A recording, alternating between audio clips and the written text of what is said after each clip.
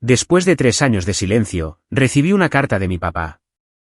Estaba encantada y quería abrirla, pero mi abuelo multimillonario dijo, «Espera». Pregunté, «¿Qué pasa?». Él señaló y dijo, «¿No lo ves?». Miré más de cerca y lo que vi me dejó en shock. Mi nombre es Amada Montgomery, y a mis 29 años, nunca esperé volver a saber de mi padre. 3 años de completo silencio me habían enseñado a dejar de tener esperanza. Entonces, el martes pasado, apareció un sobre con su caligrafía familiar. Mi corazón casi estalló de alegría. Cuando llamé a mi abuelo multimillonario, William, para compartir la noticia, su respuesta me heló. Exigió verla de inmediato. Mientras deslizaba la carta sobre su escritorio de caoba, él frunció el ceño. «Mira más de cerca», dijo. Lo que descubrí a continuación lo cambió todo. Antes de contarte lo que pasó después, dime desde dónde estás viendo esto en los comentarios y pulsa el botón de suscribir si alguna vez has recibido una noticia inesperada que cambió tu vida. Me había construido una buena vida en Boston. Trabajar como periodista para uno de los principales periódicos cumplió mi sueño de toda la vida de descubrir la verdad y contar historias importantes. Mi apartamento en el centro de la ciudad podía ser pequeño, pero tenía carácter y una vista de la ciudad que amaba. Me gané el respeto en mi campo, particularmente por mi cobertura de crímenes financieros y fraude corporativo. No se me escapaba la ironía de que mi carrera se inspirara en mi propio drama familiar. Mi abuelo, William Montgomery, me crió desde que tenía 12 años. Un multimillonario hecho a sí mismo con inversiones que abarcaban bienes raíces, tecnología y manufactura. Tenía los recursos para darme todo, pero hizo todo lo posible por no malcriarme. Insistió en que trabajara en empleos de verano durante mi adolescencia, solicitara becas y me abriera camino por mí misma tanto como fuera posible. El dinero es una herramienta, Amada, no un sustituto del carácter, me recordaba a menudo. Mientras que el abuelo William era una constante en mi vida, mi padre, Jackson, era todo lo contrario. Papá tuvo problemas con el alcohol durante todo el tiempo que puedo recordar, lo que contribuyó al divorcio de mis padres cuando yo tenía 8 años. Mamá falleció de cáncer cuando yo tenía 12, dejándome al cuidado de mi abuelo. Papá entraba y salía de mi vida durante esos años, a veces desapareciendo durante meses antes de aparecer con grandes promesas y planes ambiciosos. La relación entre mi padre y mi abuelo siempre fue tensa. Papá resentía la riqueza y el éxito del abuelo, afirmando que proyectaban una sombra de la que nunca podría escapar. Sus negocios fracasaban repetidamente, a menudo porque los abandonaba a mitad de camino por alguna nueva oportunidad garantizada. El abuelo le ofrecía consejos, papá los ignoraba y luego, inevitablemente, pedía dinero cuando las cosas se desmoronaban. Yo construí todo desde la nada, decía el abuelo. Jackson simplemente se niega a esforzarse. El golpe final llegó hace 3 años, en la cena de mi 26º cumpleaños. Papá llegó tarde, un poco ebrio, e inmediatamente empezó una pelea con el abuelo. «¿Crees que tu dinero te convierte en Dios?», gritó papá a través de la mesa del comedor privado. «Lo usas para controlar a todos a tu alrededor, especialmente a mi hija». «No he hecho más que intentar ayudarte», respondió el abuelo, su voz mesurada pero fría. «Y he estado ahí para Amada cuando tú no podías molestarte». «Soy su padre», papá golpeó la mesa con el puño. «Pero la has puesto en mi contra con tus mansiones, conexiones y oportunidades. ¿Cómo se supone que voy a competir con eso?». Traté de intervenir, rogándoles a ambos que se detuvieran. «Es mi cumpleaños», supliqué. «Podemos, por favor, tener una cena familiar en paz». Pero papá estaba fuera de sí. Tiró su servilleta y se puso de pie. «Estoy harto», declaró. «Harto de tu juicio. Harto de tu condescendencia.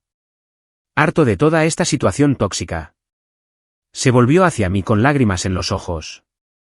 «Amada, cuando estés lista para tener una relación conmigo que no lo involucre a él controlándolo todo, sabes cómo contactarme». Y luego se fue. Corrí tras él hasta el estacionamiento, gritando su nombre. Se subió a su coche sin mirar atrás y se marchó. Esa fue la última vez que vi a mi padre. Intenté llamarlo al día siguiente, pero su número estaba desconectado. Conduje hasta su pequeño apartamento al otro lado de la ciudad, pero ya lo había vaciado todo.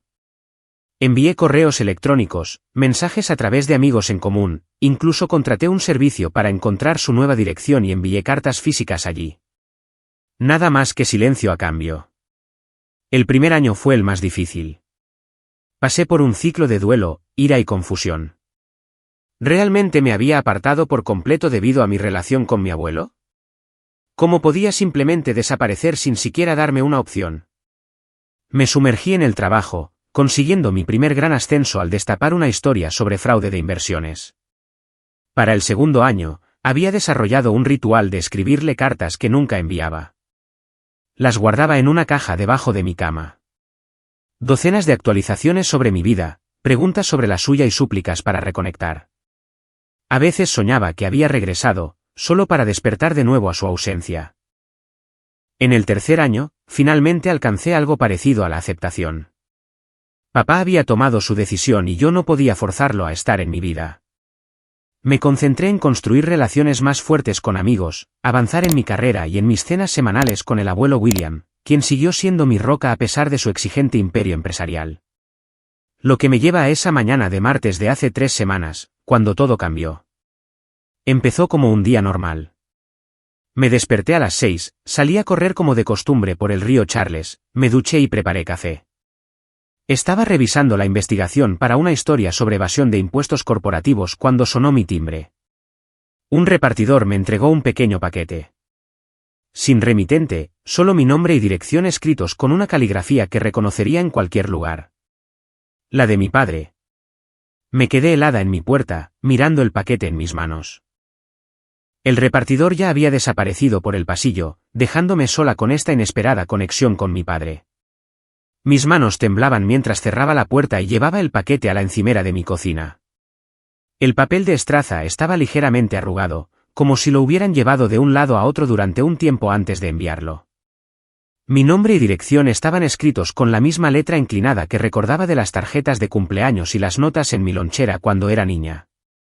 Pasé la yema del dedo sobre la tinta azul, sintiendo la ligera hendidura en el papel. Durante 3 minutos, me quedé mirándolo, temiendo que abrirlo pudiera de alguna manera romper el frágil hilo que había aparecido de repente entre nosotros. ¿Qué podría tener que decir después de 3 años de silencio? ¿Estaba enfermo, se mudaba aún más lejos, o era esta finalmente la disculpa y la reconexión con la que había soñado? Respiré hondo y desenvolví cuidadosamente el paquete. Dentro había un sobre blanco liso, una fotografía familiar descolorida de un viaje de pesca cuando yo tenía unos 9 años, y una pequeña talla de madera de un pájaro en vuelo. La talla era hermosa, un trabajo detallado que reconocí inmediatamente como obra de mi padre. Siempre había sido hábil con un cuchillo y un trozo de madera, creando pequeños tesoros durante sus periodos de sobriedad. Con manos temblorosas, abrí el sobre y desdoblé la única página que había dentro. Querida amada, sé que ha pasado demasiado tiempo. No ha pasado un día sin que piense en ti. He estado trabajando en mí mismo y he hecho algunas conexiones importantes. Hay una oportunidad de negocio que podría cambiarlo todo para nosotros. Quiero arreglar las cosas. Me pondré en contacto de nuevo pronto con más detalles. Esta vez será diferente. Lo prometo. El pájaro representa la libertad del pasado. Manténlo cerca. Con amor siempre, papá. La carta era corta, vaga y frustrantemente escasa en detalles. ¿Qué oportunidad de negocio? ¿Qué conexiones? ¿Y por qué contactarme ahora? Después de 3 años ignorando mis intentos de contactarlo. Sin embargo, a pesar de mis preguntas y el aleteo de ira en mi pecho, sentí una oleada de esperanza. Había pensado en mí todos los días. Quería arreglar las cosas. Cogí la talla de madera, admirando cómo había capturado la sensación de movimiento en las alas del pájaro. Se sentía significativo de alguna manera, como si contuviera un mensaje más allá de sus palabras escritas. La fotografía nos mostraba a los 3, yo, papá y el abuelo William, de pie al borde de un lago, sosteniendo los peces que habíamos pescado. Yo sonreía ampliamente en la foto, intercalada entre los 2 hombres que habían moldeado mi vida de maneras profundas. Mi llamada semanal con el abuelo estaba programada para esa noche, pero no podía esperar.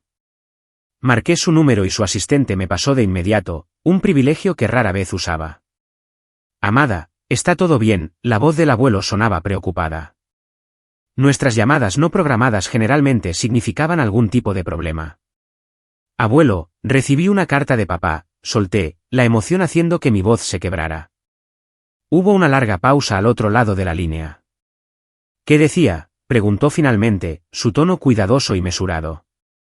Le leí el corto mensaje palabra por palabra. Ya veo, dijo cuando terminé. ¿Y estás segura de que es de tu padre? Claro que sí. Conozco su caligrafía, abuelo. Otra larga pausa. Creo que deberías traer la carta aquí de inmediato, si puedes. Algo en su voz me inquietó. ¿Pasa algo? Prefiero discutirlo en persona. ¿Puedes venir ahora? Acepté y conduje los 30 minutos hasta su finca en el adinerado suburbio a las afueras de Boston. La puerta de seguridad se abrió automáticamente al acercarme, reconociendo mi coche. Aparqué frente a la gran casa colonial donde había pasado mi adolescencia. Marta, el ama de llaves, que había estado con mi abuelo durante décadas, me saludó con un cálido abrazo. Está en su estudio, dijo. Canceló sus reuniones de la tarde después de tu llamada. Eso me sorprendió. El abuelo William rara vez reprogramaba negocios por asuntos personales. Lo encontré de pie junto a la ventana, mirando los cuidados jardines. A sus 72 años, todavía se mantenía alto e imponente, su cabello plateado perfectamente recortado, su atuendo casual logrando parecer sofisticado. Se giró cuando entré y vi la preocupación grabada en las líneas alrededor de sus ojos. Déjame verla, dijo sin preámbulos. Le entregué la carta, la foto y la talla de madera. Examinó cada artículo cuidadosamente, su expresión cada vez más preocupada. ¿Qué es?, pregunté, la ansiedad creciendo en mi pecho. Me estás asustando, abuelo. Volvió a coger la carta y me la entregó. Mira más de cerca la caligrafía, amada. Mírala bien. Estudié la inclinación familiar de las letras, la forma en que se curvaban los bucles de las L y las E. Y entonces, con la incitación del abuelo, comencé a notar sutiles diferencias que había pasado por alto en mi estado emocional. La presión en ciertos trazos descendentes era más pesada que el toque habitual de papá. El espaciado entre las palabras era ligeramente más amplio y la firma, aunque similar, carecía del distintivo gancho en la N final de Jackson. No lo entiendo, dije, una sensación fría extendiéndose por mi estómago. Recibí una carta la semana pasada, dijo el abuelo en voz baja. Supuestamente de tu padre, pidiendo dinero para una empresa de negocios. ¿La recibiste? ¿Por qué no me lo dijiste? Porque no estaba seguro de que fuera genuina y no quería disgustarte innecesariamente. Abrió un cajón de su escritorio y sacó un sobre. Compáralas. La segunda carta era similar en tono, pero más específica sobre la supuesta oportunidad de negocio, un desarrollo inmobiliario que necesitaba una inversión inicial. Solicitaba que el abuelo William transfiriera $200,000 a una cuenta específica como primer paso. Al mirar las dos cartas una al lado de la otra, las discrepancias en la caligrafía se hicieron aún más evidentes. Eran buenas imitaciones, pero definitivamente no era la auténtica caligrafía de mi padre. Alguien se está haciendo pasar por papá, susurré, sintiéndome enferma. Pero, ¿quién haría eso y por qué? Eso es lo que tenemos que averiguar, dijo el abuelo sombríamente. Alguien está claramente intentando usar la identidad de tu padre para estafarnos dinero. La pregunta es, ¿dónde está tu verdadero padre? ¿Y sabe él de esto? Mi mente se llenó de horribles posibilidades. ¿Era esto solo una broma cruel o estaba pasando algo más siniestro? ¿Y si estas cartas no eran realmente de mi padre, dónde estaba él? ¿Estaba a salvo?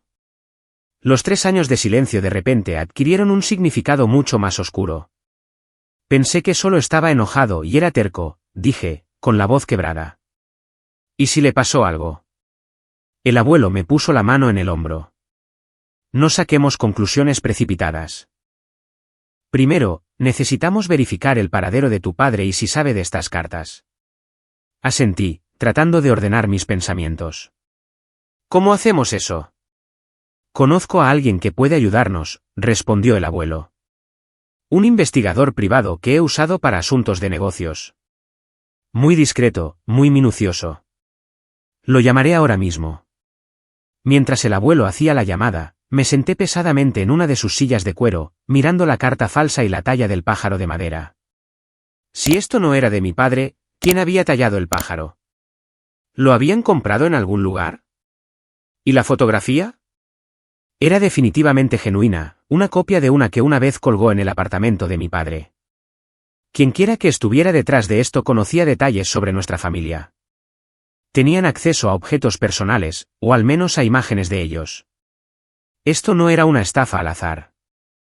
Era algo dirigido, personal, de repente, muy aterrador. Thomas Keller llegó a la finca en 1 hora. El investigador privado no era lo que esperaba.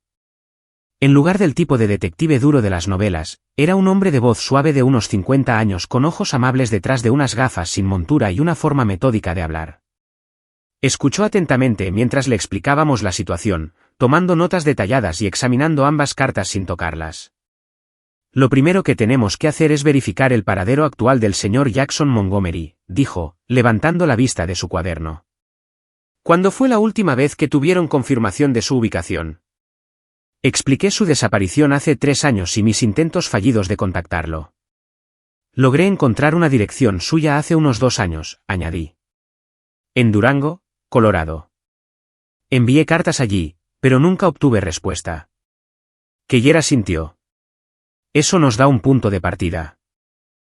Necesitaré una fotografía reciente y cualquier información que tengan sobre sus hábitos, amigos, historial laboral, cualquier cosa que pueda ayudar a rastrear sus movimientos.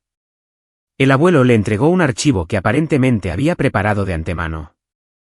Esto contiene el número de seguro social de Jackson, su fecha de nacimiento, últimas direcciones conocidas y fotos de la última vez que lo vimos. Levanté una ceja ante la eficiencia de mi abuelo, pero no me sorprendió realmente. La preparación era su segunda naturaleza. Una cosa más, dijo Keller. ¿Hay alguna razón por la que alguien apuntaría específicamente a su familia para una estafa, más allá de la obvia motivación financiera dada la riqueza del señor Montgomery? El abuelo y yo intercambiamos miradas. Me he ganado mi parte de rivales de negocios a lo largo de las décadas, admitió el abuelo. Y ha habido amenazas antes, aunque nada reciente. Mi trabajo implica investigar crímenes financieros, añadí. He escrito reportajes sobre varias corporaciones e individuos importantes. Es posible que esto esté relacionado con mi trabajo. Keller tomó notas de nuestras sugerencias. Investigaré todos los ángulos. Por ahora, si llegan más comunicaciones supuestamente de Jackson, no respondan, pero contáctenme de inmediato. Los 2 días siguientes pasaron lentamente. Intenté concentrarme en mi trabajo, pero me encontraba mirando mi teléfono, saltando con cada notificación de correo electrónico. Mantenía el pájaro de madera en mi escritorio, dándole vueltas y más vueltas en mis manos, buscando cualquier pista que pudiera contener. Keller llamó al tercer día. He confirmado que la dirección en Durango era efectivamente donde su padre estuvo viviendo hasta hace poco, informó.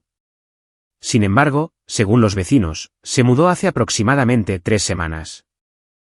¿Dijeron a dónde fue?, pregunté ansiosamente. Ningún destino específico, pero varios vecinos mencionaron que se fue con un socio de negocios, un hombre mayor con gafas y barba. Parecían tener prisa. Este hombre tenía un nombre. Los vecinos lo conocían solo como Philo Phillips. Dijeron que había estado visitando a su padre con frecuencia en las semanas previas a su partida. Le transmití esta información al abuelo cuando nos reunimos para cenar esa noche. Phillips, repitió, frunciendo el ceño. Ese nombre no me suena en relación con Jackson. Keller está comprobando si papá dejó una dirección de reenvío o si su correo está siendo retenido en algún lugar, dije, empujando mi salmón apenas tocado por el plato. También está investigando los registros bancarios y la actividad telefónica de papá. Bien, asintió el abuelo. Necesitamos saber si está involucrado en este esquema o si es una víctima. ¿Crees que papá podría estar detrás de las cartas falsas?, pregunté, herida por la sugerencia. El abuelo suspiró. No quiero creerlo, amada, pero no podemos ignorar la posibilidad. Tu padre ha pedido dinero bajo falsos pretextos antes. No así, insistí. No falsificaría cartas y usaría fotos familiares antiguas para manipularme. Antes de que el abuelo pudiera responder, sonó mi teléfono. Era Keller de nuevo. He encontrado algo interesante en los registros financieros de su padre, dijo sin preámbulos. Durante los últimos 2 años, su actividad bancaria ha sido mínima y predecible. Pequeños depósitos de un negocio de carpintería que aparentemente comenzó en Durango. Retiros regulares para alquiler y servicios públicos. Pero a partir de hace 6 semanas, hubo varios depósitos grandes seguidos de retiros igualmente grandes. ¿Qué tan grandes? $50.000 de entrada, $50.000 de salida en cuestión de días. Este patrón se repitió 3 veces. Eso suena a lavado de dinero, dije, mis instintos de periodista activándose.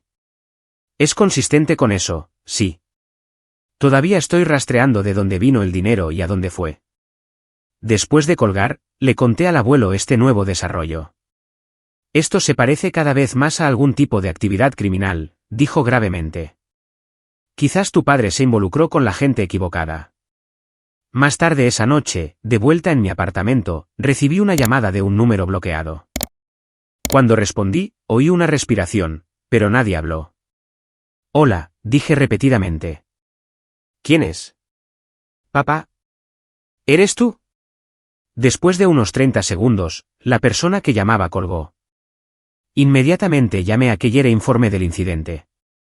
Prometió intentar rastrear el número, aunque no era optimista con las llamadas bloqueadas. Incapaz de dormir, volví a sacar la talla del pájaro de madera. Mientras le daba vueltas a la luz de la lámpara, noté algo que había pasado por alto antes. En la parte inferior de un ala, apenas visibles, había pequeñas marcas que parecían letras. Cogí una lupa de mi escritorio y las examiné más de cerca. Eran, de hecho, letras y números grabados con minucioso detalle, SP 34 newtons 118 watts. Rápidamente investigué qué podrían significar y me di cuenta de que podrían ser coordenadas parciales. A la mañana siguiente, mostré mi descubrimiento tanto al abuelo como a Keller. Buen hallazgo, dijo Keller, examinando la talla. Esto podría estar señalando una ubicación específica. Comprobaré qué hay en o cerca de estas coordenadas. Esa tarde, Keller llamó con otra actualización. He identificado al hombre con el que vieron a su padre.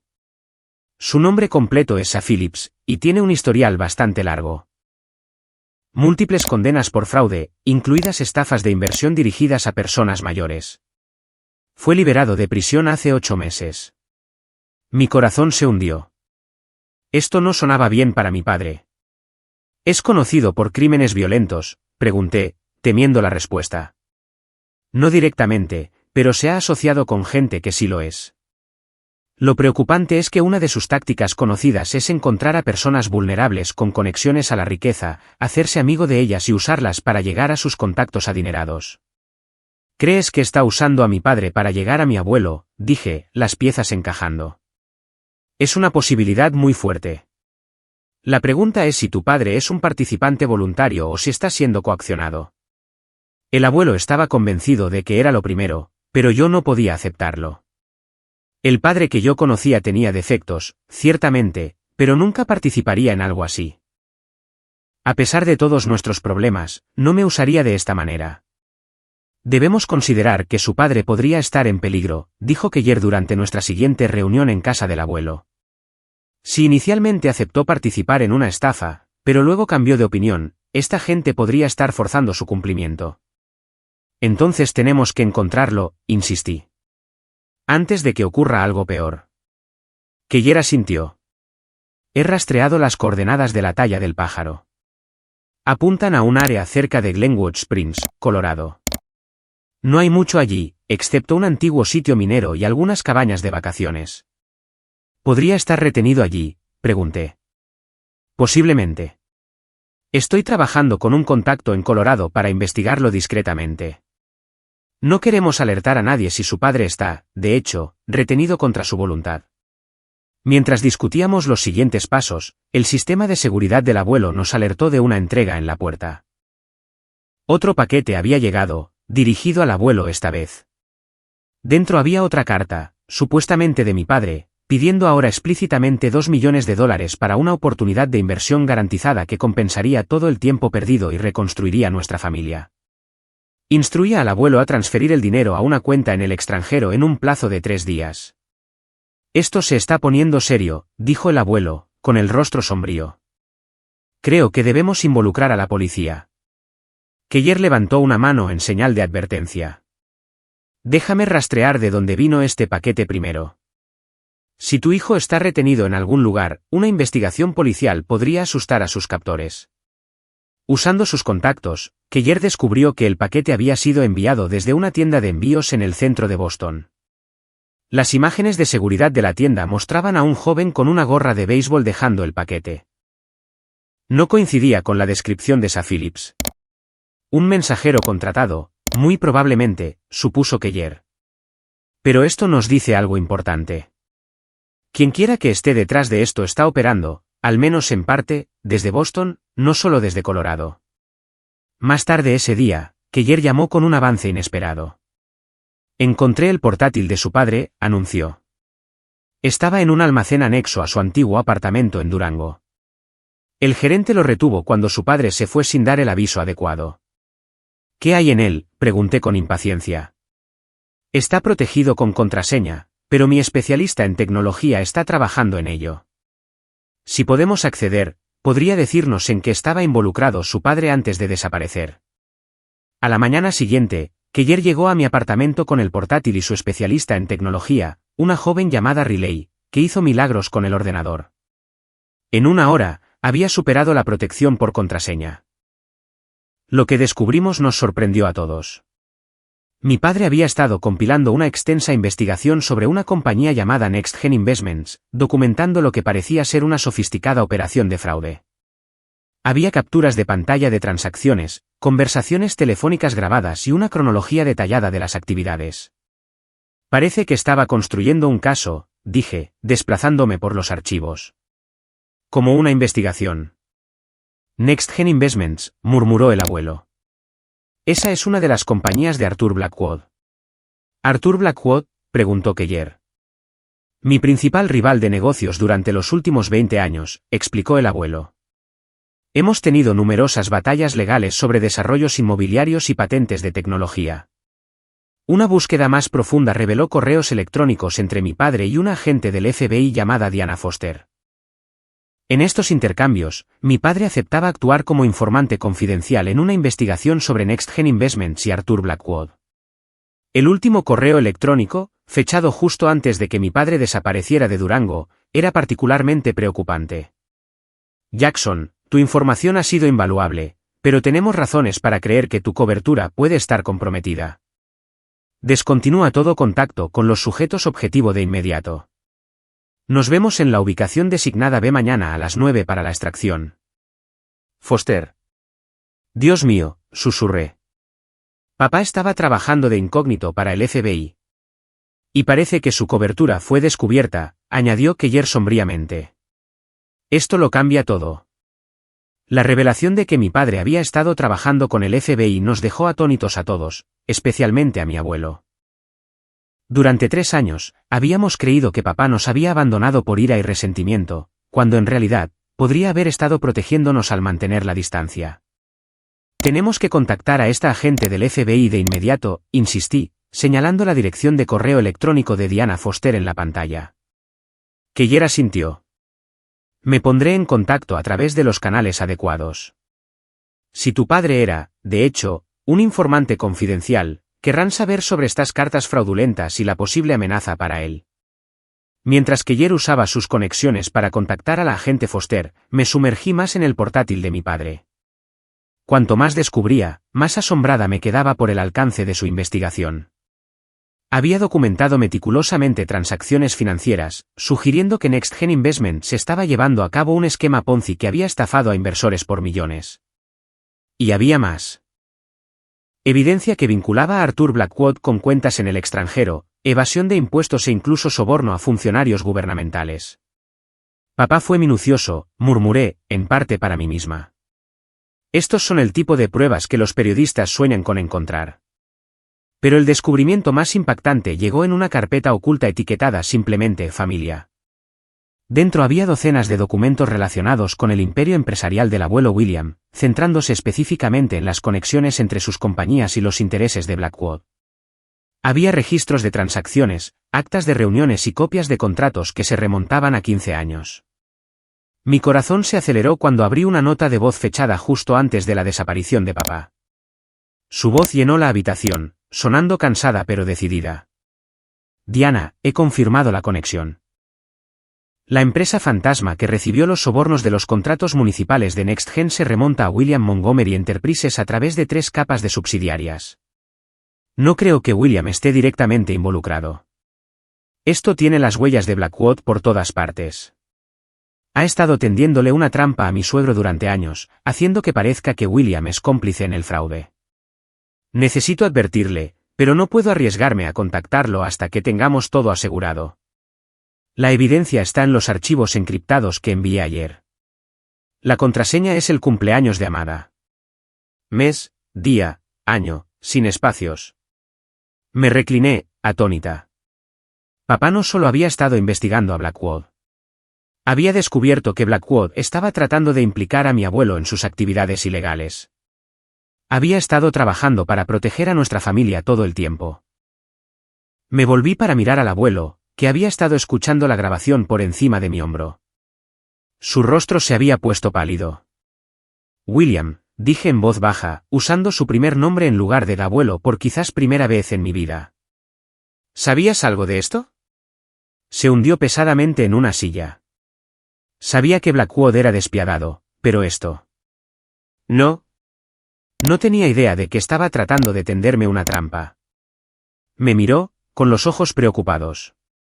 Jackson estaba tratando de protegerme, y pasé 3 años pensando lo peor de él. Antes de que pudiéramos procesar esto, Keller regresó con noticias. He contactado a la agente Foster. Viene para acá ahora mismo, junto con su equipo. Han estado buscando a Jackson durante semanas. La agente Foster llegó en 1 hora. Una mujer pragmática con ojos agudos y un comportamiento enérgico. Confirmó lo que habíamos reconstruido. Mi padre se había convertido en informante del FBI después de descubrir accidentalmente el fraude de NextGen mientras hacía trabajos de carpintería en sus oficinas de Colorado. Cuando se dio cuenta de la conexión con Blackwood y la amenaza potencial para el abuelo, profundizó, convirtiéndose en un activo clave en su investigación. Teníamos un plan de extracción en marcha cuando nos advirtió que su cobertura había sido descubierta, explicó Foster. Pero nunca llegó al punto de encuentro. Lo hemos estado buscando desde entonces, temiendo lo peor. ¿Y nunca pensaron en contactar a su familia?, pregunté enojada. No teníamos confirmación de juego sucio, y Jackson fue explícito en mantener a su familia, especialmente a ti, fuera de esto, respondió ella con calma. Creía que involucrarte te pondría en riesgo. Basado en estas cartas fraudulentas, parece que tenía razón en preocuparse. Mientras Foster explicaba esto, otro paquete fue entregado en mi apartamento. Este contenía una unidad USB y una nota. $2 millones. Instrucciones en la unidad. 3 días o Jackson Montgomery muere. El FBI tomó posesión inmediata de la unidad, analizándola en su unidad tecnológica móvil. Contenía un vídeo que me heló la sangre. Mi padre, con aspecto delgado y agotado, leyendo una declaración exigiendo que el abuelo pagara el dinero. Aunque no mostraba heridas visibles, el miedo en sus ojos era inconfundible. Lo tienen retenido en algún lugar de Boston, concluyó Foster después de analizar el vídeo. El ruido de fondo sugiere una zona industrial cerca del agua. Estamos trabajando para identificar la ubicación específica. ¿Y el dinero?, preguntó el abuelo. Lo pagaré inmediatamente si eso lo trae a casa sano y salvo. Foster negó con la cabeza. Aconsejamos encarecidamente que no lo haga. Una vez que tengan el dinero, no tienen incentivo para mantener a Jackson con vida. Necesitamos localizarlo primero. Y si no pueden, desafié. Si pasan 3 días y no hemos encontrado nada, entonces discutiremos planes de contingencia, dijo ella firmemente. Pero mi equipo es bueno en lo que hace. Y ahora que sabemos que Blackwood probablemente está detrás de esto, tenemos más ángulos que seguir. El FBI estableció operaciones de vigilancia tanto en mi apartamento como en la finca del abuelo en caso de que los secuestradores volvieran a contactar. También se desplegaron agentes para monitorear a los asociados conocidos de Blackwood en el área de Boston. Esa noche, mientras intentaba sin éxito dormir, mi teléfono sonó con un número desconocido. Respondí de inmediato con un agente del FBI escuchando en otra línea. «¿Amada Montgomery?», preguntó una voz distorsionada. «Sí», respondí, tratando de mantener la voz firme. «Sabemos que el FBI está involucrado ahora. Eso cambia los términos. 5 millones, no 2. Y harás la entrega personalmente, sola, o tu padre muere. Necesito pruebas de que sigue vivo», exigí. Hubo una pausa. Luego, la voz de mi padre apareció en la línea. «Amada, no hagas lo que te piden. Es una trampa. Blackwood está tratando de...». Su voz fue interrumpida por lo que sonó como una bofetada. La voz distorsionada regresó. «Mañana al mediodía, las instrucciones seguirán. Ven sola o él muere». La llamada terminó abruptamente. El agente del FBI comenzó a rastrearla de inmediato mientras yo me sentaba temblando, la advertencia de mi padre resonando en mis oídos. Mencionó a Blackwood por su nombre, le dije a Foster cuando llegó minutos después. «Sabrán que los ha expuesto». «Lo que hace esto más peligroso», coincidió ella. «Tienen menos razones para mantenerlo con vida ahora que ha identificado a su captor ante ti». «Entonces, ¿cuál es el plan?», pregunté. «No voy a quedarme sentada sin hacer nada». Foster me miró pensativamente. «Necesitamos movernos más rápido de lo que esperan. Creo que es hora de llevar la lucha directamente a Blackwood». Al amanecer, el FBI había obtenido órdenes para registrar las oficinas y la casa de Blackwood en Boston. Lo que encontraron en su mansión frente al mar fue condenatorio, registros financieros que confirmaban todo lo que mi padre había descubierto, además de evidencia que lo vinculaba con Sa Phillips y las cartas fraudulentas. Pero no había rastro de mi padre. A medida que se acercaba el mediodía, recibí un mensaje de texto con una dirección en el sur de Boston e instrucciones para llevar una prueba de la transferencia bancaria a una cuenta en el extranjero. «Es un edificio de oficinas abandonado cerca del puerto», dijo Foster, mostrándome imágenes de satélite. «Ya tenemos un equipo en posición. Cablearemos el edificio para sonido y vídeo antes de que llegues y tendremos agentes estacionados en toda el área». «Pensé que habías dicho que no debíamos pagar el rescate», objetó el abuelo. «No lo haremos», explicó Foster. «Estamos preparando una confirmación de transferencia falsa que pasará el escrutinio inicial. Se trata de ganar tiempo mientras nuestros otros equipos continúan buscando propiedades conectadas a Blackwood». Mientras el FBI preparaba la operación, Keller me llevó a un lado. «Mientras ellos se centran en Blackwood, yo he estado investigando a Phillips. Es dueño de un almacén al otro lado de la ciudad bajo otro nombre. Aún no está en el radar del FBI, pero mis fuentes sugieren que hay una actividad inusual allí». «¿Crees que es allí donde podrían tener a mi padre?», pregunté. Keller asintió. «Vale la pena comprobarlo. Podría ir ahora mientras el FBI está concentrado en la preparación de la reunión». Tomé una decisión en una fracción de segundo. «Voy contigo». «Absolutamente no», se opuso él. «Es demasiado peligroso. Mi padre arriesgó todo para proteger a nuestra familia», insistí. «No voy a quedarme al margen ahora que me necesita. Además, soy periodista. Sé cómo pasar desapercibida mientras recopilo información». Después de discutir un poco, Keller aceptó a regañadientes con la condición de que solo realizáramos un reconocimiento y pidiéramos refuerzos a la primera señal de mi padre o sus captores. Nos escabullimos mientras el equipo del FBI estaba ocupado preparándose para la reunión del mediodía. El almacén estaba en un parque industrial en ruinas a 30 minutos del centro de Boston. Parecía abandonado a primera vista, con letreros descoloridos y terrenos descuidados. Pero Keller señaló las nuevas cámaras de seguridad discretamente colocadas alrededor del perímetro. «Alguien ha invertido en seguridad recientemente», observó mientras aparcábamos a una cuadra y nos acercábamos a pie. «Y mira, huellas de neumáticos frescas». Circulamos alrededor del edificio, manteniéndonos fuera de la vista de las cámaras hasta que encontramos una entrada de servicio con una cerradura de teclado. A través de una pequeña ventana, Pude ver un pasillo iluminado por luces fluorescentes. Este lugar no está abandonado, susurré. Necesitamos entrar. Keller estudió el teclado. Podría ser capaz de evitar esto, pero llevará tiempo. ¿Y si hay una alarma? Antes de que pudiera terminar, la puerta se abrió y un hombre salió, encendiendo un cigarrillo. Keller me empujó detrás de un contenedor de basura justo a tiempo. El hombre estaba hablando por teléfono. Sí, Blackwood dice que lo movemos esta noche después de que la chica entregue el dinero. Demasiados federales husmeando. No, al sitio en el extranjero. Sí, sé que es un viaje sin retorno para él, pero ese no es nuestro problema. La sangre se me heló. Planeaban matar a mi padre después de obtener el dinero. Cuando el hombre volvió a entrar, Keller llamó inmediatamente a la agente Foster, actualizándola sobre lo que habíamos descubierto. Ella redirigió un equipo táctico a nuestra ubicación mientras nos instruía a permanecer ocultos y no intentar entrar. Observamos desde nuestro escondite cómo los vehículos del FBI convergían silenciosamente en las instalaciones 20 minutos después. La operación se llevó a cabo con precisión militar. Los agentes irrumpieron por múltiples entradas simultáneamente, y en cuestión de minutos, escuchamos la señal de que todo estaba despejado.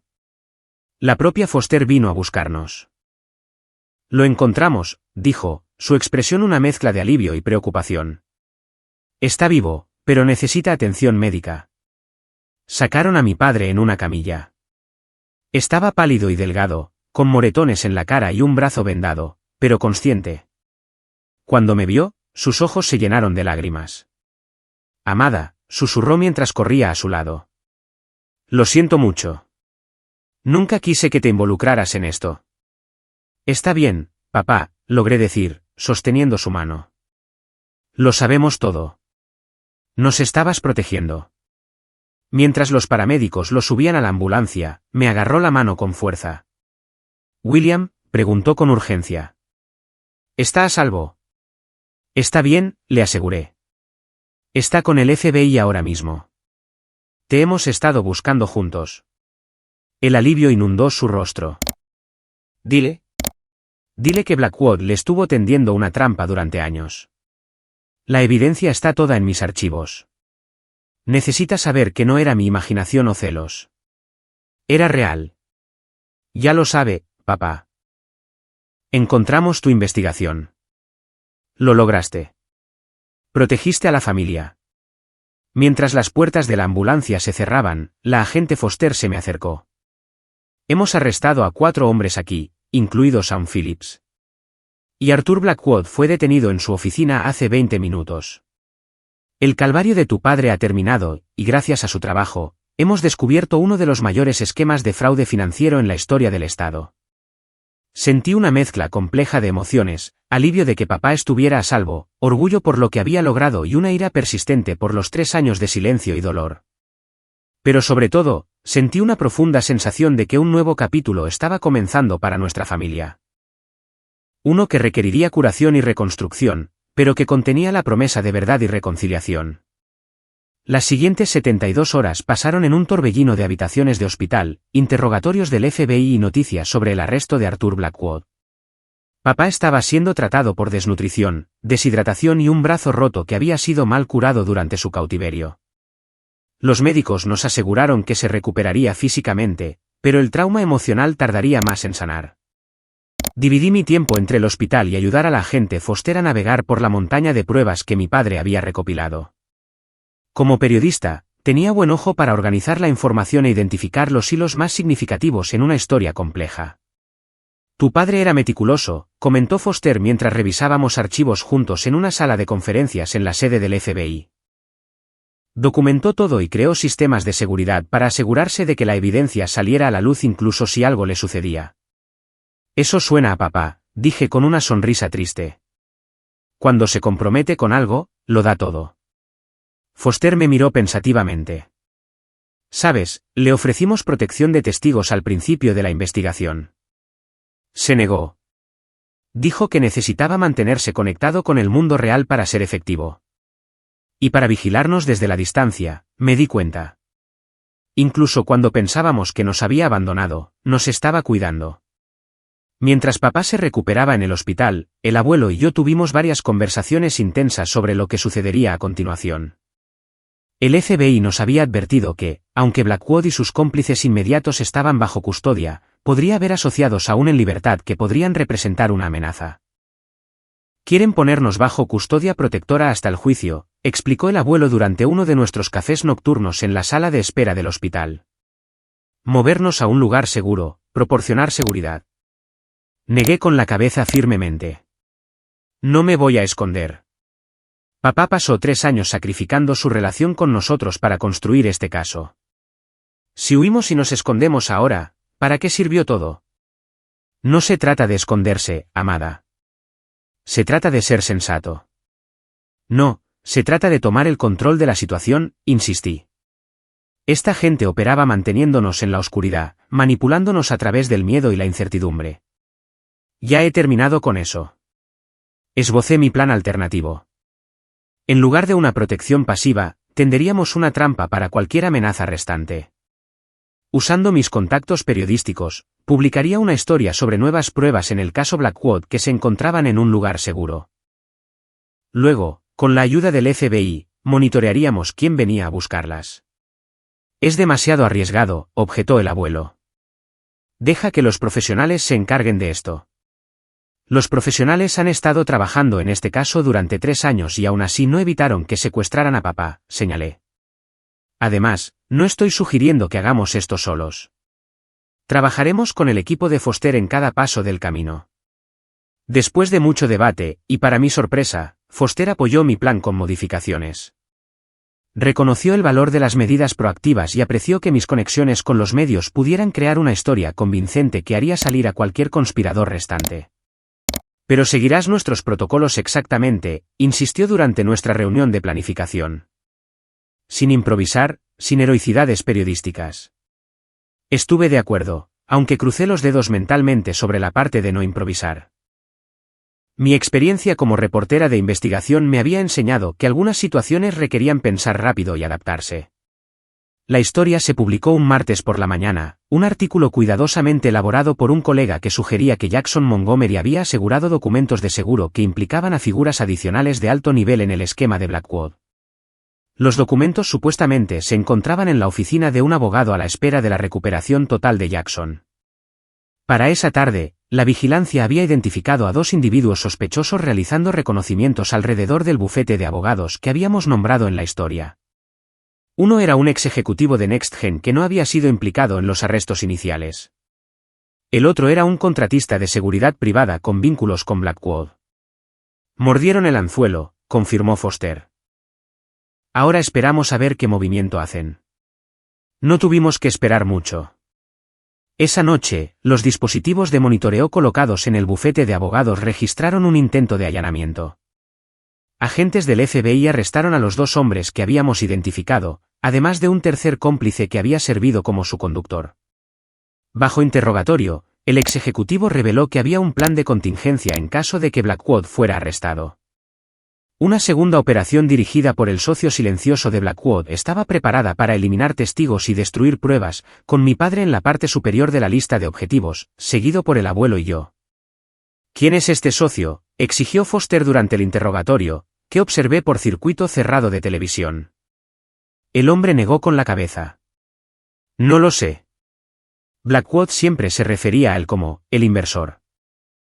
Todo lo que sé es que tiene conexiones políticas significativas y mucho que perder si se hace pública la totalidad del esquema. Esta revelación añadió urgencia a nuestra situación. Si una figura poderosa y desconocida estaba orquestando operaciones de limpieza, ninguno de nosotros estaba a salvo todavía. Papá fue dado de alta del hospital al día siguiente, todavía débil pero insistiendo en ser parte de la solución. Se mudó a la casa de huéspedes del abuelo, donde la seguridad se había mejorado significativamente. Verlos a los 2 juntos en la misma habitación, intentando torpemente reconstruir su relación mientras ambos se preocupaban por nuestra seguridad, habría sido casi cómico en otras circunstancias. Necesitamos hacer salir a este inversor, dijo papá durante una sesión de estrategia en el estudio del abuelo. Él es la clave para terminar con esto para siempre. ¿Cómo propones que hagamos eso?, preguntó el abuelo. Aunque todavía reservado con papá, había desarrollado un nuevo respeto por el pensamiento estratégico de su hijo durante esta crisis. Papá se volvió hacia mí. Usamos el plan original de Amada, pero a lo grande. En lugar de insinuar la existencia de pruebas, anunciamos que daré una conferencia de prensa en 3 días para revelar todo, incluida la identidad del socio silencioso de Blackwood. Foster, que se había unido a nosotros para la reunión, parecía escéptica. Eso te pone un enorme objetivo en la espalda. He tenido uno ahí durante 3 años, respondió papá sombríamente. Al menos esta vez, lo enfrentaré con mi familia y el FBI, no solo en una cabaña en Colorado. Después de horas de debate, refinamos el plan en algo agresivo y defendible. Papá anunciaría una conferencia de prensa, pero se celebraría en una instalación segura del FBI con acceso restringido. Mientras tanto, usaría mis contactos en los medios para generar la máxima publicidad, con la esperanza de presionar al inversor para que hiciera un movimiento antes del anuncio. El abuelo, a pesar de sus reservas iniciales, resultó invaluable para montar la operación. Sus conexiones comerciales y recursos nos permitieron crear un perímetro de seguridad convincente mientras establecíamos múltiples capas de vigilancia. Si alguien quiere llegar a Jackson antes de la conferencia de prensa, tendrá que pasar por estos puntos de control, explicó, señalando un mapa de la finca. Cada uno nos da otra oportunidad de identificarlos. Durante 2 días, mantuvimos la farsa, con papá dando breves declaraciones a reporteros seleccionados sobre su intención de dar nombres y exponer toda la red. Escribí un artículo de acompañamiento para mi periódico, cuidadosamente redactado para implicar que papá había documentado conexiones entre la operación de Blackwood y varias figuras políticas prominentes. En la víspera de la conferencia de prensa planeada, nuestra operación dio sus frutos. Las cámaras de seguridad capturaron un vehículo utilitario deportivo negro acercándose a la entrada de servicio de la finca. Cuando los guardias intentaron detenerlo, el vehículo aceleró, estrellándose contra la puerta. 4 hombres armados emergieron, dirigiéndose hacia la casa principal. El equipo táctico del FBI escondido en los terrenos respondió de inmediato, capturando a 2 de los intrusos en el enfrentamiento inicial.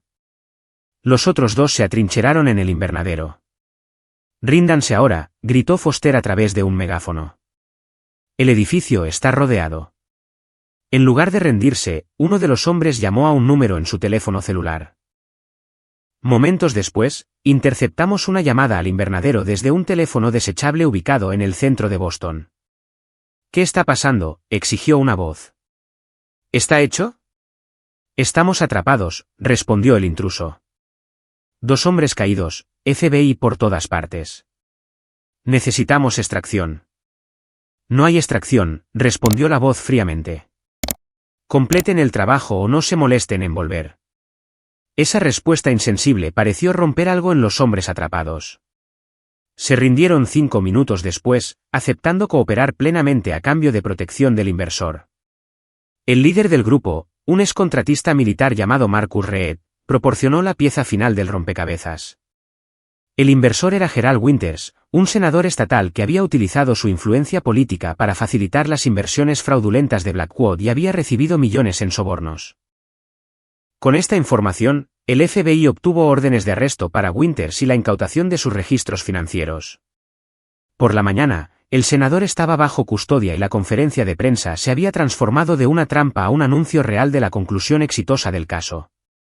De pie junto a mi padre mientras se dirigía a los medios, sentí un abrumador orgullo. A pesar de todo lo que había soportado, habló con dignidad y claridad, explicando su papel en la investigación sin buscar gloria ni culpar a nadie. Cuando le preguntaron sobre los 3 años que pasó lejos de su familia, simplemente dijo: «Hice lo que creí necesario para proteger a las personas que amo. El costo fue alto, pero lo pagaría de nuevo». Después, mientras caminábamos juntos de regreso al coche, deslicé mi mano en la suya, algo que no había hecho desde que era una niña pequeña. «Lo lograste, papá», dije en voz baja. «Realmente se acabó». Apretó mi mano, sus ojos brillando. «No se acabó», corrigió suavemente. «Apenas comienza. La parte difícil viene ahora. Reconstruir lo que se rompió». Mirando hacia adelante, vi al abuelo esperándonos junto al coche. Su expresión era una mezcla compleja de emociones. El camino hacia la sanación de nuestra familia sería, de hecho, un desafío, pero por primera vez en años, creí que lo recorreríamos juntos. Los días siguientes al arresto del senador Winters y el desmantelamiento de toda la red de fraude deberían haber sido puramente de celebración. El FBI elogió el coraje y la persistencia de papá. Los medios lo aclamaron como un héroe ciudadano, y la reputación empresarial del abuelo no solo se preservó, sino que se vio reforzada por su cooperación en la operación final. Sin embargo, dentro de nuestra familia, la atmósfera seguía siendo tensa e incómoda. 3 años de silencio habían creado heridas que el reconocimiento de las buenas intenciones no podía sanar de inmediato. Papá se mudó del hospital a la casa de huéspedes del abuelo en lugar de regresar a mi apartamento como le había ofrecido inicialmente. La distancia física reflejaba la brecha emocional que aún existía entre nosotros. Nuestra primera cena familiar juntos fue dolorosamente forzada. Nos sentamos alrededor de la mesa formal del comedor del abuelo, 3 personas conectadas por sangre y trauma compartido, pero luchando por encontrar un terreno común de conversación. Los médicos dicen que debería recuperar el uso completo de mi brazo en unos meses, ofreció papá, rompiendo uno de los muchos silencios incómodos. El abuelo asintió rígidamente. He hecho arreglos para que el mejor fisioterapeuta de Boston trabaje contigo. Gracias, William. Eso es muy generoso. Más silencio, roto solo por el sonido de los cubiertos contra los platos. ¿Cuánto recuerdas?, pregunté finalmente. De tu tiempo en cautiverio. El tenedor de papá se detuvo a medio camino de su boca. La mayor parte. Querían información sobre qué pruebas había reunido y con quién las había compartido. Cuando no se lo decía, intentaron. Se interrumpió, luego continuó con más firmeza. Intentaron varios métodos de persuasión. Extendí la mano sobre la mesa y toqué la suya. Siento que hayas pasado por eso solo. No estaba solo. No realmente, respondió, mirándome a los ojos. Pensar en ti e incluso en tu terco abuelo aquí me mantuvo en pie.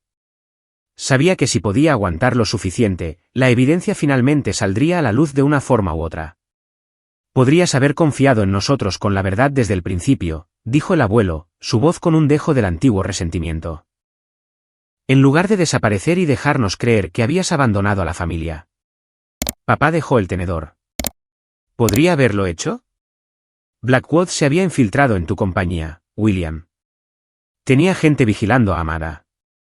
Si hubiera mantenido el contacto, los habría llevado directamente a la evidencia y los habría puesto a ambos en riesgo. Así que tomaste esa decisión por todos nosotros, replicó el abuelo. Sin discusión, sin consentimiento. Sí, lo hice, reconoció papá. Y lo volvería a hacer para protegerlos a ambos. No pido gratitud, pero esperaba algo de comprensión. La tensión en la habitación se volvió insoportable. Sugerí que tomáramos el postre en la sala de estar, esperando que un cambio de escenario pudiera aliviar la tensión, pero no hubo mucha diferencia. A las 9, papá se disculpó, diciendo que los médicos le habían aconsejado descansar con frecuencia durante su recuperación. Mientras se iba, el abuelo y yo intercambiamos miradas. Eso salió bien, dije sarcásticamente. Llevará tiempo, suspiró el abuelo.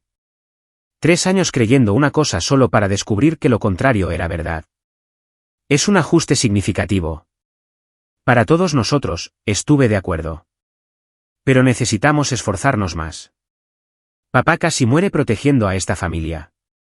El abuelo asintió a regañadientes. He hecho arreglos para que la doctora Melissa Hunt se reúna con nosotros mañana. Se especializa en trauma familiar y reconciliación. Terapia familiar, levanté una ceja. Eso no suena a ti. Sí, bueno, se aclaró la garganta, incómodo.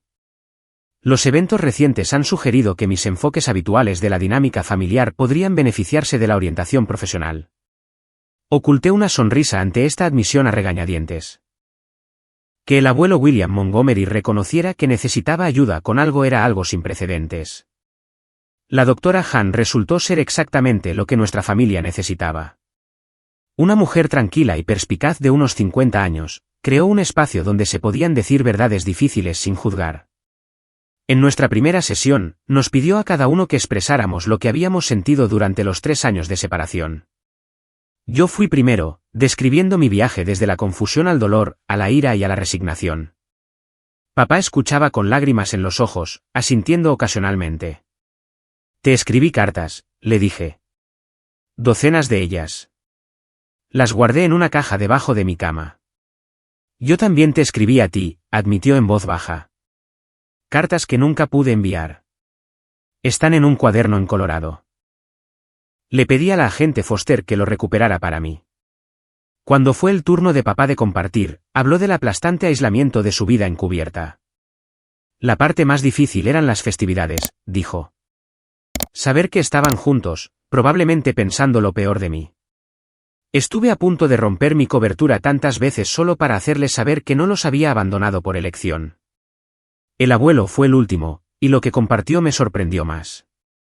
Debajo de su exterior estoico, se había sentido profundamente herido por lo que percibía como el rechazo de su hijo. Me culpé a mí mismo, confesó. Pensé que te había alejado con mis tendencias controladoras, mi incapacidad para mostrar un aprecio adecuado por quién eres en lugar de por quién quería que fueras. Papá pareció atónito. No tenía idea de que te sentías así. Siempre pensé que estabas decepcionado de mí. Estaba frecuentemente frustrado, aclaró el abuelo. Pero nunca decepcionado de quién eres, Jackson. Solo de las decisiones que a veces tomabas. ¿Cómo desaparecer durante 3 años?, preguntó papá con un toque de su antigua rebeldía. No, nos sorprendió el abuelo al decir. Esa elección, ahora que la entiendo, fue quizás lo más desinteresado que has hecho. Todavía estoy enojado por cómo se ejecutó, pero no puedo criticar tu motivación. Esa primera sesión rompió el hielo, pero el verdadero trabajo de reconciliación ocurrió en las semanas siguientes. Papá reveló gradualmente más detalles sobre su investigación. Como había descubierto accidentalmente discrepancias en las cuentas de NextGen mientras instalaba gabinetes en su oficina. Como había intentado inicialmente denunciarlo a través de los canales adecuados, pero se encontró bloqueado en cada paso. Y finalmente, como lo había conectado todo con la venganza de Blackwood contra el abuelo. Estaba obsesionado con destruirte, explicó papá durante una de nuestras ahora regulares cenas familiares. No era solo una rivalidad comercial. Te culpaba por el suicidio de su hermano hace 20 años. Robert Blackwood, frunció el ceño el abuelo. Fue mi socio en mi primer negocio inmobiliario.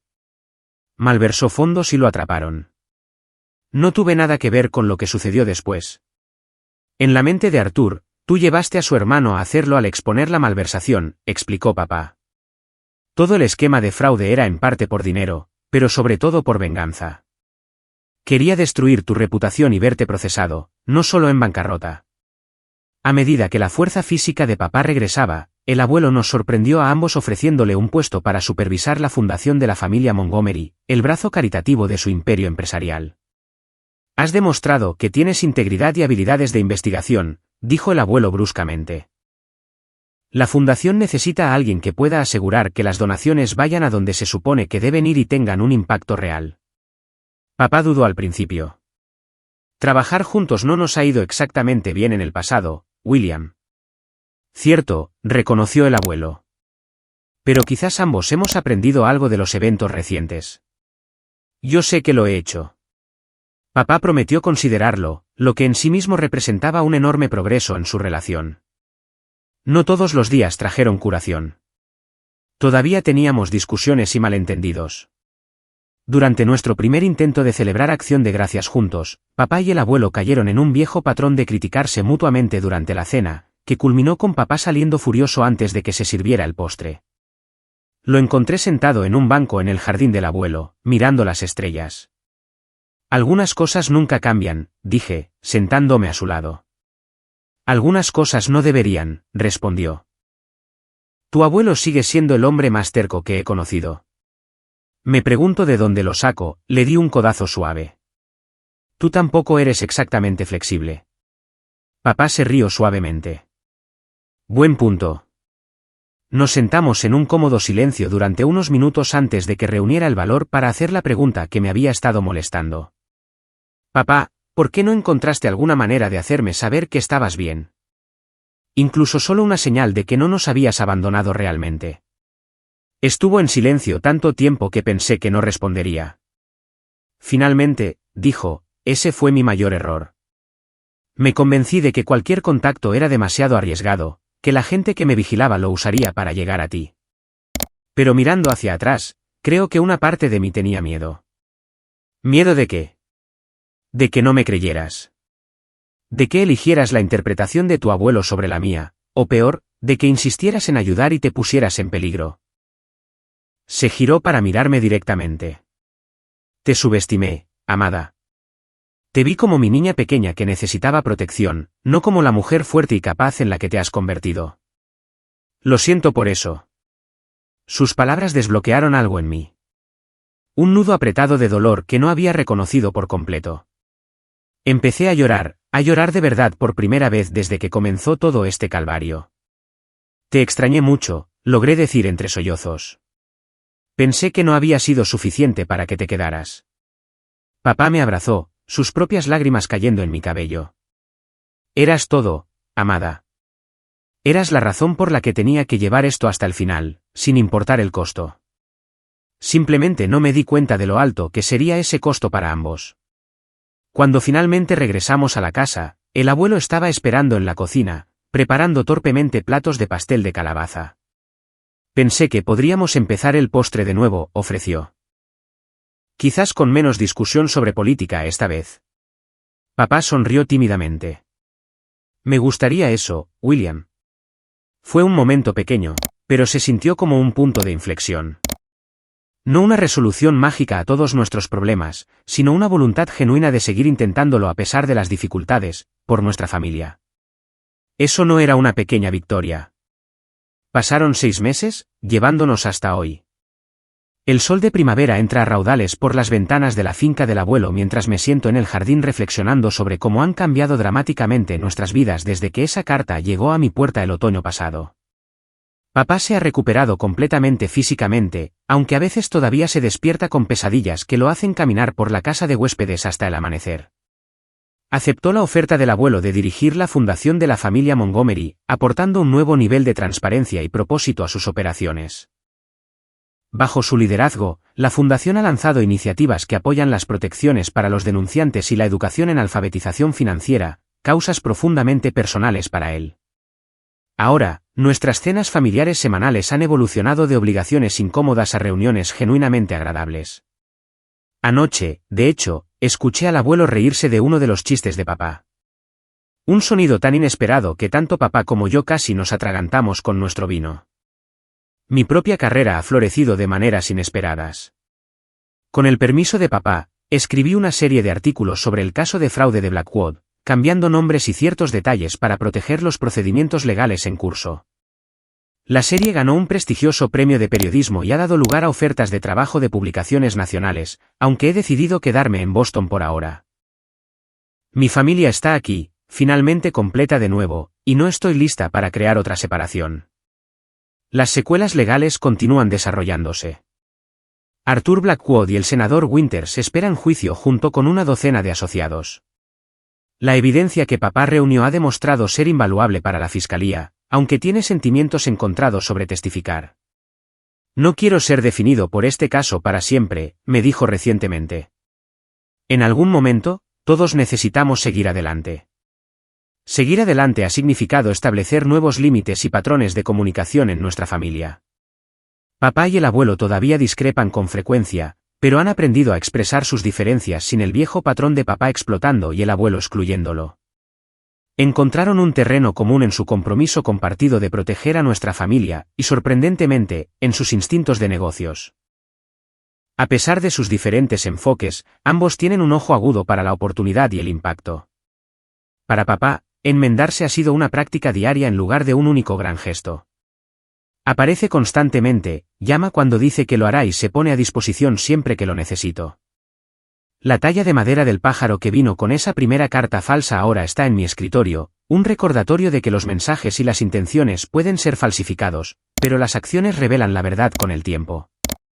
El abuelo también ha cambiado. Su roce con la ruina potencial y la revelación del sacrificio de su hijo han suavizado algunas de sus aristas más duras. Sigue siendo exigente y ocasionalmente imperioso, pero está aprendiendo a expresar aprecio más libremente y a reconocer cuando otros tienen perspectivas válidas diferentes a las suyas. En cuanto a mí, he tenido que reexaminar muchas de mis suposiciones sobre ambos hombres en mi vida. Durante tanto tiempo había catalogado a mi abuelo como el villano controlador y a mi padre como la víctima en nuestro drama familiar, que ajustarme a una realidad más matizada ha sido un desafío. Ambos hombres son imperfectos.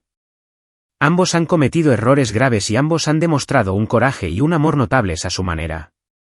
Esta tarde, papá me está enseñando a tallar madera en el taller del jardín. Es algo en lo que intentó interesarme cuando era más joven, pero nunca tuve la paciencia para ello. Ahora, viendo sus manos dar forma hábilmente al bloque de cedro en una forma delicada, aprecio el enfoque meditativo que requiere. Tienes que sentir la veta de la madera, explica, guiando mis manos. Trabajar con ella, no contra ella. Luchar contra la dirección natural solo conduce a grietas y roturas. No puedo evitar oír la metáfora en sus palabras. Nuestra familia había pasado años trabajando contra nuestra veta natural, luchando contra las conexiones que nos unían, incluso cuando estábamos separados por el silencio y los malentendidos. Creo que ahora entiendo por qué encuentras esto tan relajante, le digo, quitando con cuidado una fina viruta de madera de la forma emergente. Te obliga a estar presente, a prestar atención a lo que realmente hay en lugar de a lo que crees que debería haber. Papá sonríe. Exactamente. Me llevó años aprender esa lección, tanto en la carpintería como en la vida. Más tarde, mientras le mostramos al abuelo nuestras creaciones, admitidamente amateur, durante la cena, me doy cuenta de lo precioso que es este momento ordinario. 3 personas que casi se pierden para siempre. Ahora compartiendo una comida y una conversación sin el peso de los secretos entre nosotros. He estado pensando en lo que he aprendido de todo esto, digo mientras Marta sirve el postre. Sobre la familia, sobre el juicio, sobre la verdad. ¿Y a qué conclusiones has llegado?, pregunta el abuelo, genuinamente curioso. Que el silencio no siempre significa ausencia. Que proteger a alguien y controlarlo pueden parecer similares desde fuera. Que podemos estar completamente equivocados sobre las motivaciones detrás de las acciones de alguien. Tomo un respiro. Y lo más importante, que los lazos familiares pueden doblarse casi hasta romperse, pero aún así encontrar la manera de mantenerse. Papá extiende la mano sobre la mesa y toma la mía. Expresado con elocuencia. Añadiría una lección más, si me permites. Por favor, lo animo. Que a veces la persona más difícil de perdonar no es la que te hizo daño, sino a ti mismo por las formas en que pudiste haber contribuido al dolor. El abuelo asiente lentamente. En mis 73 años, nunca he oído una declaración más cierta. Nos sentamos juntos mientras la luz de la tarde se desvanece. 3 personas que han recorrido un camino difícil para reencontrarse. El viaje no ha terminado. La curación rara vez sigue un camino lineal y ordenado, pero nos estamos moviendo en la dirección correcta, juntos. El pájaro de madera descansa en el centro de la mesa, un recordatorio de dónde comenzó este viaje. Papá ha tallado 2 más a juego. 3 pájaros en vuelo. Una familia encontrando su camino hacia adelante con alas recién sanadas. ¿Alguna vez has descubierto que una situación que malinterpretaste por completo en realidad tenía una explicación que nunca podrías haber imaginado? Me encantaría escuchar tus historias en los comentarios a continuación. Y si esta historia de perdón familiar y búsqueda de la verdad resonó contigo, por favor, dale a me gusta y suscríbete para ver más historias sobre la reconstrucción de lo que una vez pareció roto sin remedio. Recuerda que a veces los silencios más largos contienen las palabras más importantes, nunca pronunciadas. Gracias por escuchar mi historia y que encuentres la sanación en tus propias relaciones familiares, cualesquiera que sean los desafíos que enfrenten.